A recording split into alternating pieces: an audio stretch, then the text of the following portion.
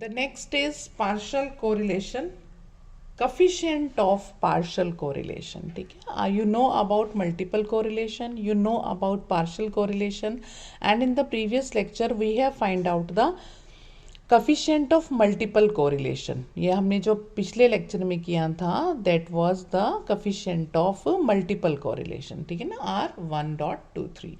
Now in this lecture we'll do partial correlation coefficient. Okay, what is that? Partial correlation coefficient. अब ये partial क्या है? Multiple तो हमने देख लिया कि एक का इफेक्ट हमने दूसरे पे, तीसरे पे, उनके ऊपर करना है. Effect of x1 on x2 on x3, effect of x1 on x2, x3, x4 up to n variable. That is multiple. But what is partial correlation? Sometimes the correlation between two variables x1 and x2 may be partly due to the correlation of a third variable x3. ठीक है, मतलब third variable की वजह से, या x3 with both x1 and x2. ठीक है, ऐसी सिचुएशन में हम ये जानना चाहते हैं कि what the correlation between x1 and x2 would be. मतलब दो वेरिएबल के बीच में कौन सा कोरिलेशन है, कैसे वो रिलेटेड हैं. If the effect of x3, अगर x3 का इफेक्ट जो है on each of x1 and x2 will be eliminated. अगर इसका इफेक्ट इसके ऊपर भी एलिमिनेट कर दिया जाए, इसके ऊपर भी एलिमिनेट कर दिया जाए, हमारे पास ट्राइवेरिएट डिस्ट्रीब्यूशन है जिसमें तीन वेरिएबल हैं, लेकिन मैं एक का इफेक्ट ही एलिमिनेट कर रही हूँ, तो क्या इन दोनों के बीच में कोरिलेशन निकाला जा सकता है? x1 एंड x2 के बीच में कोई रिलेशन निकाला जा सकता है अगर इस x3 का इफेक्ट जो है इनके ऊपर एलिमिनेट कर दिया जाए. So such type of correlation is called the partial correlation. ऐसे को हम क्या बोलेंगे? Partial correlation. And the partial means, जो पार्शियल कोरिलेशन की जब हम बात करेंगे तो correlation coefficient between x1 and x2 means correlation coefficient between x1 and x2 after the linear effect of x3 on each of them will be eliminated is known as the partial correlation coefficient. Is known as the partial correlation coefficient. ठीक है, मतलब अगर हम तीसरे variable का effect उन दो के ऊपर से एलिमिनेट कर दें और उन दो के बीच में रिलेशनशिप फाइंड आउट करें तो उसे कहेंगे पार्शियल कोरिलेशन. ठीक है, और उसका जो कोफिशिएंट फाइंड आउट करेंगे उसे कहेंगे partial correlation coefficient. Okay, and it will be denoted by R1.2.3. R12 इन दोनों के बीच में निकाल रहे हैं, जबकि तीसरे का डॉट के बाद का जो इफेक्ट है उसे एलिमिनेट कर रहे हैं. ठीक है, so it is denoted by small R. Multiple को हम कैपिटल आर से, पार्शियल को हम स्मॉल आर से. और अब मैंने R12.3 दिया है. 12.3 का मतलब यही हुआ कि मैं जो है इन दोनों के बीच में निकाल रही हूँ और इसका इफेक्ट जो है वो एलिमिनेट कर रही हूँ. ठीक है, तो आप क्या करोगे? सो इसमें आप रेजिड्यूल, सबसे पहले आपको रेजिड्यूल भी पता है. रेजिड्यूल कौन सा? कोई रेजिड्यूल आप मान लो डिनोट कर रहे हो x1.3 is equal to x1 minus b13 x3. ठीक है, this residual may be regarded as the part of the variable x1 which remains after the linear effect of x3, which remains after the linear effect of x3.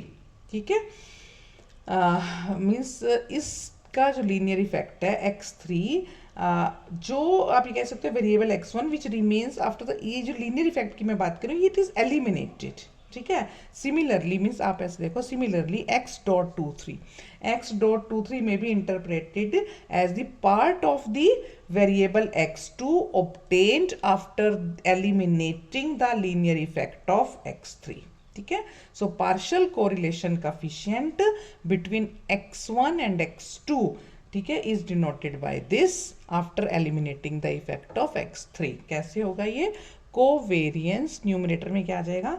Covariance of x1.3, ठीक है, coma x2.3, मतलब 1 का effect x1 का और x2 का .3 दोनों में कि सेकेंडरी सबस्क्रिप्ट ले लिया क्योंकि हम इसका एलिमिनेट कर रहे हैं लीनियर इफेक्ट, ठीक है। और ये क्या है, covariance COV, covariance of x1.3 comma x2.3 divided by square root of variance x1.3 और वेरियंस 2.3, ठीक है। इसको अब आपने फाइंड आउट करना है। तो इसको फाइंड आउट करने के लिए अब हम दोनों को अलग अलग से निकाल लेंगे, ठीक है, क्योंकि हमें पता ही है फिर वही कि xs are measured from their respective means, so expected of x will be 0। तो आप पहले कोवेरियंस को निकाल लो, ठीक है बेटा। कोवेरियंस को निकालोगे, covariance of x1.3 comma x2.3 is equal to, अब इनके x निकाल लो। अब देखो एक्सपेक्टेड ऑफ आपके पास क्या है, x1.3 minus expected of x1.3, ठीक है। उसके बाद दूसरा आपके पास x2.3 minus expected of x2.3, ठीक है। और ये यहाँ से बंद हो गई। अब आपको पता है कि ये 0 होगा, ये भी 0 होगा क्योंकि since expected of xi's are 0 है, क्योंकि हमें पता है ना कि expected of xi are 0 since xi's are measured from their respective means. So ये भी 0, ये भी 0। तो आपके पास ये क्या बन जाता है फिर, this will be equal to expected of x 1.3 2.3, ठीक है। अब यूजिंग दी प्रॉपर्टी, जो आपने प्रॉपर्टी ली है सेकंड प्रॉपर्टी, ठीक है, रेजिडुअल की सेकंड प्रॉपर्टी, वही हम यूज करते हैं 1/n summation x1.3 x2.3 is equal to 1/n summation x1 x2.3, ठीक है। इसके बाद इसकी वैल्यू आप पुट कर दोगे तो आपके पास क्या आ जाएगा, ये 1/n summation of x1 x2 minus 2 3x3, ठीक है। तो इसको खोल लो, 1/n summation x1 x2 minus b23 1/n summation x1 x3, ठीक है। ये आपने कर लिया। अब आप इसकी वैल्यू को पुट कर दो, ठीक है, जो हमने जैसे पहले निकाली थी, r12 sigma 1 sigma 2 minus b23 r13 sigma 1 sigma 3, ठीक है, is equal to r12 sigma 1 sigma 2 minus r23 sigma 2 sigma 3 r13 sigma 1 sigma 3, ठीक है। अब आप देखो ये से कट जाएगा, आपके पास इसकी वैल्यू आ जाती है r12 sigma 1 sigma 2 minus r23 r13 sigma 1 sigma 2 sigma 1 sigma 2, ठीक है। उसके बाद यहाँ से आप सिग्मा 1 सिग्मा 2 अगर निकाल लेते हैं कॉमन, अंदर आ जाएगा r12 माइनस r23 r13, ठीक है, ये आपके पास आ जाएगा। इसी तरह से आप जो है ये इसकी वैल्यू निकल गई कोवेरियंस की।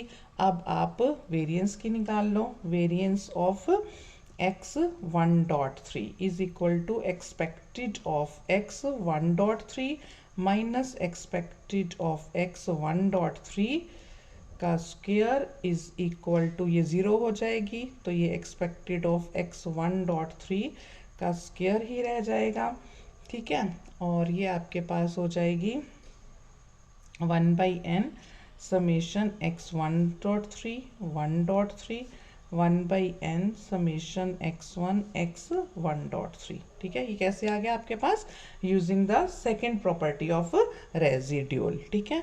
फिर आप इसको वैसे ही निकाल लेंगे 1/n summation x1 minus b13 x3 is equal to 1/n summation x1 square minus b13 1/n summation x1 x3, ठीक है। उसके बाद अगर हम इसको करते हैं, this is sigma 1 square is sigma 1 square minus b13 r13 sigma 1 sigma 3 is equal to sigma 1 square minus r13 sigma 1 sigma 3 r13 sigma 1 sigma 3, ठीक है।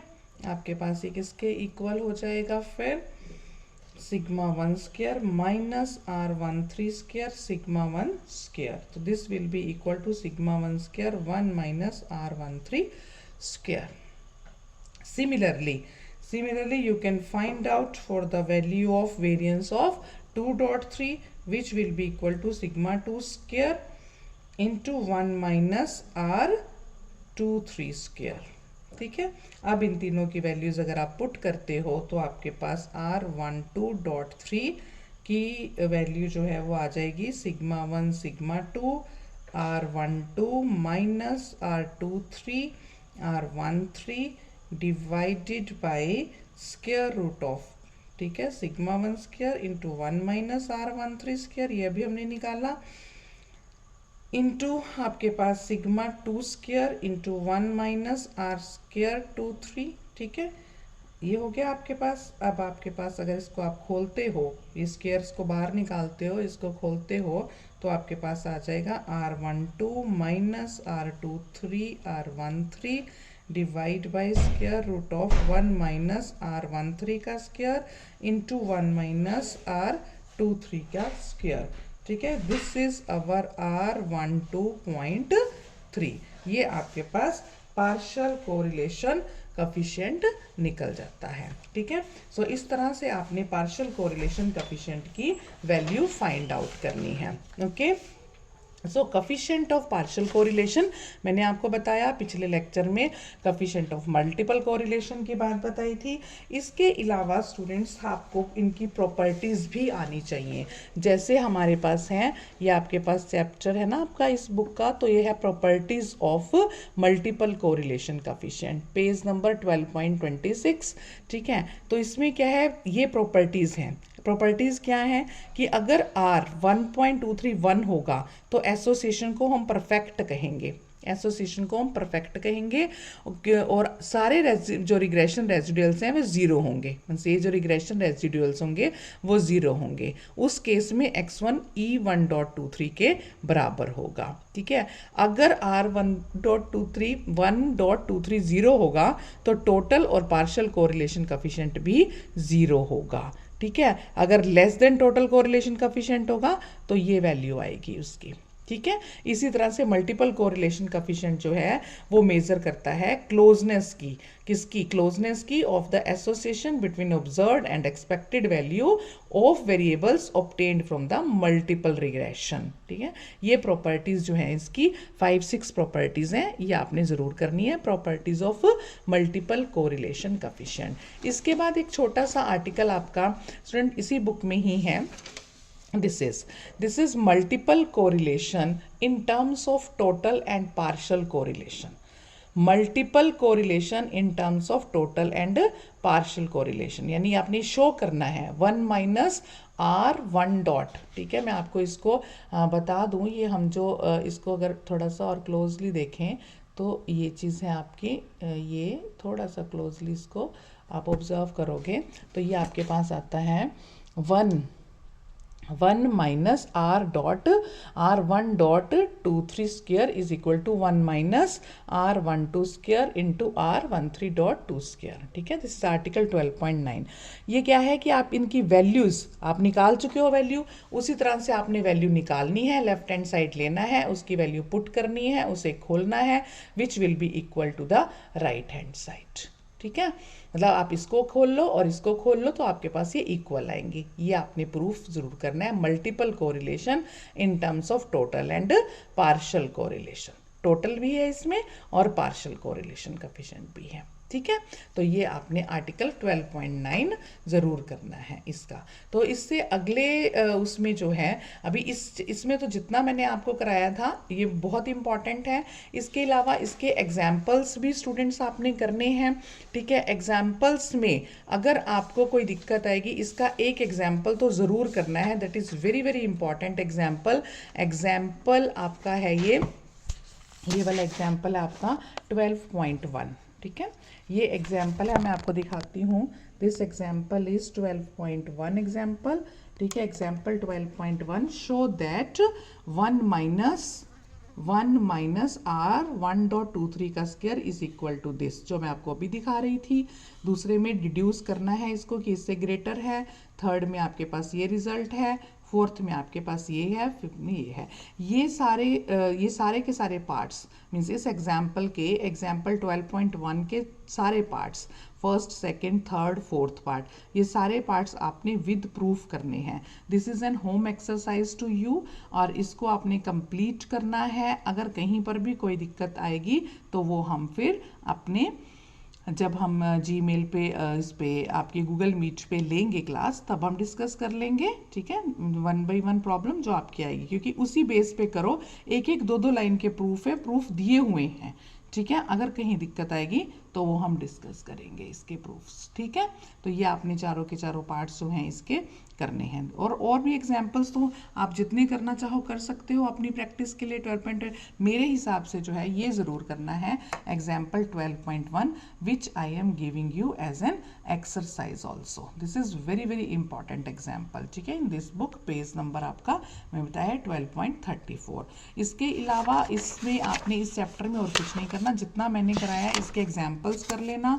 और अभी देखो मैंने आपको जो आर्टिकल कराए हैं वो ज़रूर करने हैं। ये मल्टीपल कोरिलेशन मैंने आपको बताया है in terms of total and partial correlation जो है 12.9 का, ये मैंने अभी आपको कराया है। आपका coefficient of partial correlation coefficient, ठीक है, ये बताया था आपको अभी निकालना। Properties of multiple correlation coefficient, और अभी आपको मैंने जो है वेरिएंस ऑफ द रेजिड्यूल बताया। कफिशिएंट ऑफ मल्टीपल भी निकाला था ना अभी हमने, कफिशिएंट ऑफ पार्शियल जैसे निकाला है ऐसे ही कफिशिएंट ऑफ मल्टीपल कोरिलेशन भी निकालना है। प्रॉपर्टीज ऑफ द रेजिड्यूल करनी है, ठीक है, वेरिएंस ऑफ द रेजिड्यूल करना है, ठीक है। तो ये जितने मैंने आपको आर्टिकल्स इसके कराए हैं multiple and partial correlation coefficient के, यूल्स नोटेशन है, और plane of regression is again very very important article. So ये सारे आर्टिकल्स आपने करने हैं। This is all about the multiple and partial correlation coefficient.